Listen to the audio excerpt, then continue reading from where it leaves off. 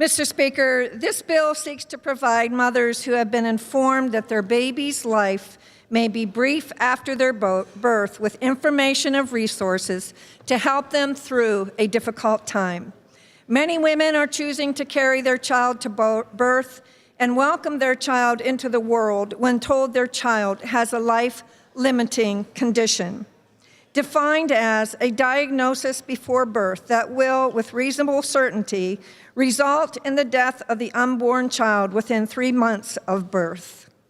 The bill simply requires that Department of Health develop information for physicians to distribute to mothers who are facing their child's life-limiting diagnosis so they may better cope with the pregnancy and make plans for their baby's birth and death.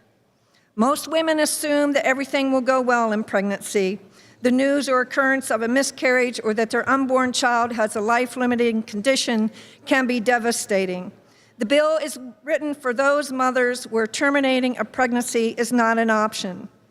It provides the mother with information of a network of concerned professionals and volunteers in their own community who can assist the mother in welcoming her child, honoring and remembering her child, and how to grieve and heal from the process. Mr. Speaker, the last speaker suggested that no information is given to all mothers. In the case of abortion, Mr. Speaker, there's a whole pamphlet given out to abortion clinics that they're supposed to provide this information to women seeking an abortion. It's 12 pages long. My bill, Mr. Speaker, would provide for basically a fact sheet for a physician to give to a mother who is looking at the loss of her child. 12 pages long for someone seeking an abortion with all the supports in the community, including information from Department of Human Services, all kinds of information, including gestational age of the child and emotional support, the consequences of having an abortion, the process, the procedures of an abortion.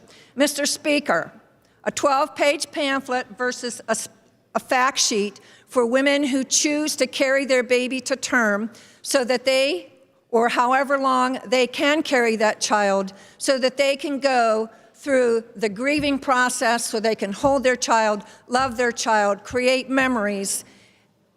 That's all I'm asking for in this piece of legislation, Mr. Speaker.